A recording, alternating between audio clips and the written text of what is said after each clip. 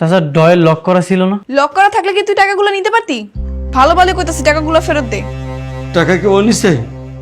ও নিছে না তো কে নিছে? তুমি তোর উপরে সব দায়িত্ব দিয়ে গেছিলা। চাচা আমি টাকা নেইনি। চোর কখনো দেখছো চুরি করে শিকার করে?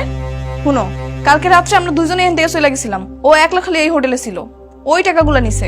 ওই ভদ্রলোকের মতো কইতাছি, টাকাগুলো ফেরত দে। চাচা আমি উপরের ডয়ের কখনো খুইলেও দেখি নাই। আব্বা আমার আর কিছু কওয়ার নেই। ছি ছি ছি ছি ছি। হাসান, তোমার আমি কত বিশ্বাস করছিলাম, আমার বিশ্বাসের এই প্রতিদান দিলা। ওটা আমার চালানোর টাকা ছিল, ওটা দিয়ে বাজার করতাম আমি। এখন কেমনে চালামো, কেমনে দোকান চালামো, আমি কি করবো?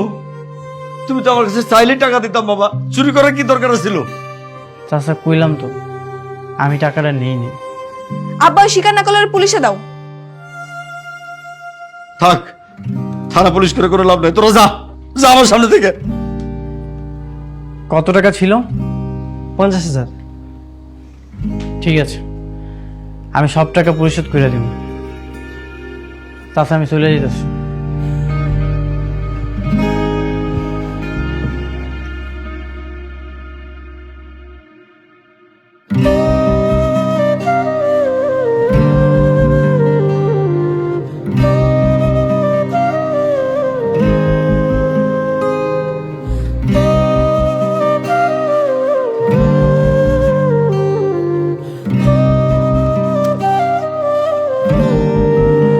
আসসালামু আলাইকুম স্যার। ওয়ালাইকুম আসসালাম। স্যার আমি হাসান, কেয়া ঘরোয়া হোটেলে আপনি কিছুদিন আগে আইছিলেন। আপনার কার্ডটা দিয়ে কইছিলেন আপনারে কল দিতে। ও আচ্ছা আচ্ছা, হ্যাঁ ইয়াং ম্যান, এই তুমি কেমন আছো? আরে তুমি এখন কোথায় থাকো? স্যার আমি ঢাকাতেই আছি। স্যার আমার একটা কামের খুব দরকার ছিল। তাই? ওকে, কোনো সমস্যা নেই। আমার 5 স্টার যে রেস্টুরেন্ট আছে সেখানে তুমি জয়েন করবে। আমি খুব শীঘ্রই বাংলা খাবার রেসিপি চালু করবো। ঠিক আছে স্যার, আমি চলে আসবো নি। হ্যাঁ হ্যাঁ হ্যাঁ, চলে আসো, আমি আছি, আমি ফ্রি আছি। তুমি আসার আগে আমাকে একটা কল দিও, ঠিক আছে? Thank you sir.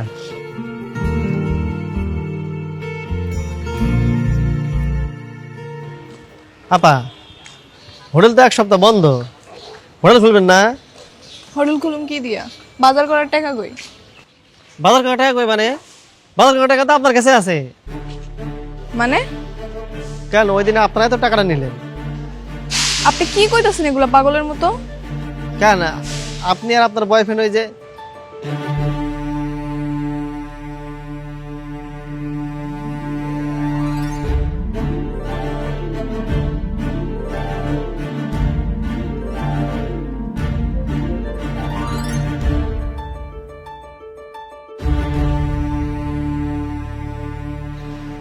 ওই দিনে আপনার বয়ফ্রেন্ড আপনি ক্যাশে বসেছিলেন না?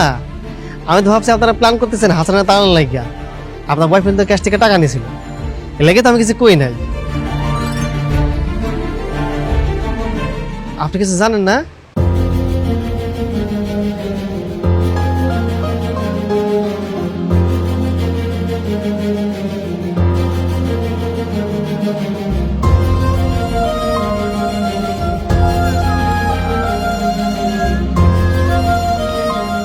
কি হলো হঠাৎ করে আমরা ডাকলে কি লিগা? টাকা কই? কি টাকা? আমগো হোটেলের ক্যাশ বাক্সে টাকা কই? কই আমি তো জানি না কিছু। সত্যি করে কয় টাকা কই? খেয়াল হইছি, কি করবি? কি হলো? ছোট লোকের বাচ্চা, চোরের বাচ্চা, চোর, তুই আমার টাকা ফেরত দে। টাকা ফেরত দে। আরে চার লোকজন দেখতাছে। তোরে কইছি আমার টাকা ফেরত দে তাড়াতাড়ি। টাকা আমার মাইরা ফেলাইলেও বাইরে হইব না, জুয়া খেলা সব বাইরে ফেলাইছি। ছাড়।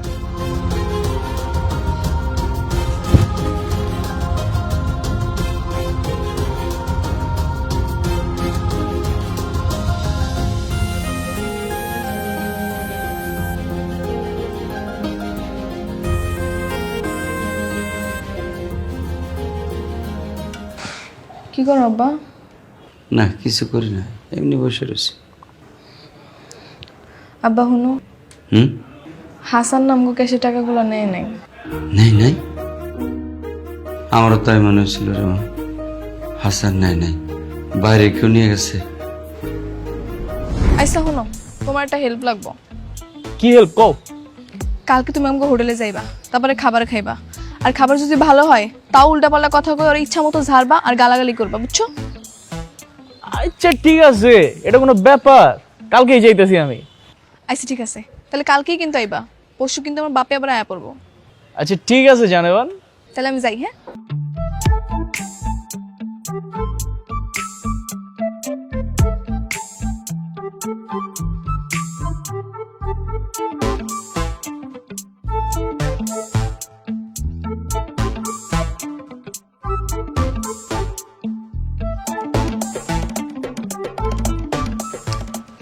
আই, তোমার কি করতে আনছে? তুমি কি করতেছো? হ্যাঁ, এমন ভাবে খাইতেছো মানে জীবনে খাও নাই। খাইয়াই যেতেছো। আরে খাবারটা তো মজা হইছে না, ঝালাপুতের গালি দিতে মন চাইতেছে না। আমার কিন্তু খুব রাগ হইতাছে, তুমি ওরে ডাক দিয়ে ঝাড়ি দাও এক্ষুনি।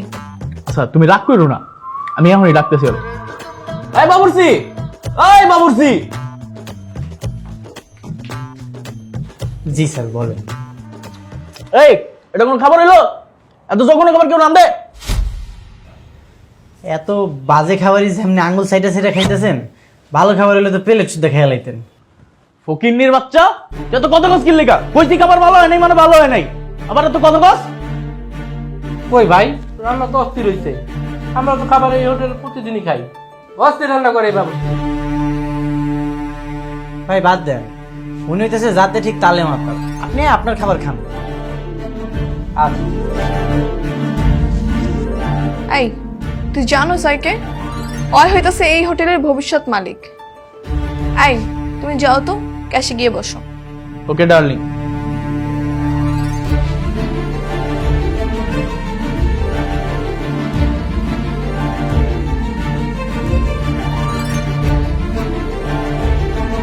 কি খুব মানাইছে না? তোর খুব ইচ্ছা না আমার এই বউ বানানোর, এই হোটেল নিজের নামে কইরা নেওয়া, বিয়ার পর আমার দিয়ে পাও টেপানোর। এখন কেমন লাগে? তোর বাপে জানে এই হনুমানের কথা? না, জানে না, তাই জানলেও কিছুই কইব না, কারণ ওই মাসে 30,000 টাকা বেতনের চাকরি করে, তোর মধ্যে এরকম 5-10 হাজার টাকা পায় না।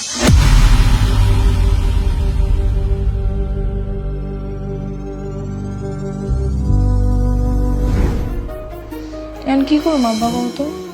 কি আর করুন, হাসান আউনের পরে আমার ব্যবসাটা কেমন জমে উঠছিল, খাবারের দোকানটায় কাস্টমারে ভরে গেছিল। এখন হাসান নাই, কাস্টমারও নাই, দোকান বন্ধ। কি করবো আমি জানি না। আচ্ছা তুমি কোনো টেনশন করো না, ওরে আমি আবার ফিরে আনো। পারবি না রে মা, হাসানরা আর ফিরে আনতে পারবি না। এই হাসান আর এই হাসান নাই। ও এখন একটা 5 স্টার হোটেলের বড় শেফ, আর মাসিক বেতনই 50,000 টাকা। আচ্ছা দেখি কি করা যায়, তুমি তাহলে বহো, আমি খাওয়ানলে আহি।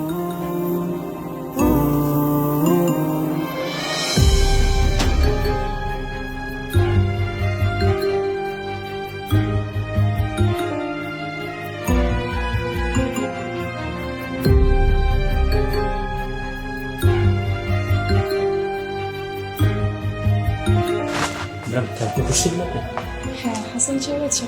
হ্যাঁ আছে, আপনি ওখানে বসেন, আমি স্যারকে ডাকছি। তো যেটা বললাম, কাস্টমারের সাথে গুড বিহেভিয়ার করবা, ঠিক আছে? আর খাবারের কোয়ালিটি তো আগের চেয়ে আরো ভালো হচ্ছে। হ্যাঁ স্যার আপনাকে ম্যাম ডাকছি।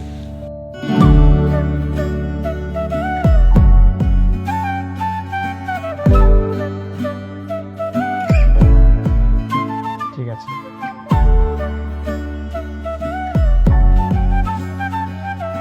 বসুন ম্যাম, বসুন। না না ঠিক আছে। আহা বসেন না, দাঁড়াতে হবে না।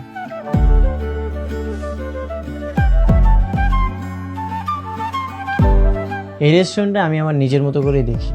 এটা চাইনিজ রেস্টুরেন্ট হলেও এখন এটা বাংলা খাবারের জন্য বিখ্যাত হয়ে যাচ্ছে, আমার রান্নার জন্য। এখানকার মেন শেফ হচ্ছে আমি। ভালো। বলেন ম্যাডাম, আপনি কি খাবেন? না না, আমি কিছু খাবো না। ও, আপনাদের তো কিছু টাকা ছিল আমার কাছে, আপনি একটু বসেন, আমি এক্ষুনি এনে দিচ্ছি। এই লাগবে না, আসল চোর ধরা পড়েছে। তাই নাকি? তো কি মনে করে এই গরিবের ঘরে এলেন? দেখো, তুমি আমাকে মাফ করে দাও। আমি তোমার সাথে জেদ করে অনেক উল্টাপাল্টা কাজ করেছি, অনেক বেশি বাড়াবাড়ি করেছি। প্লিজ মাফ করে দাও। না না, তোমার কোনো দোষ নেই। আসলে আমি তোমার পিছনে এমনভাবে লেগেছিলাম যে। আচ্ছা শোনো, আমি তোমাকে একটা প্রস্তাব দিতে চাই। বলো। তুমি তো চেয়েছিলে না আমাদের হোটেলটা যেন তোমার নামে হয়ে যাক?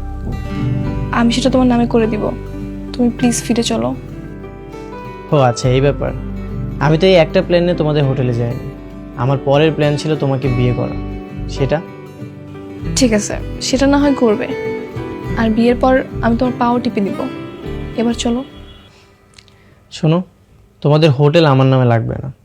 তুমি আমাকে বিয়ে করলেই হবে, আর সারা জীবন ভালোবেসে পাশে থাকলেই হবে। কি রাজি?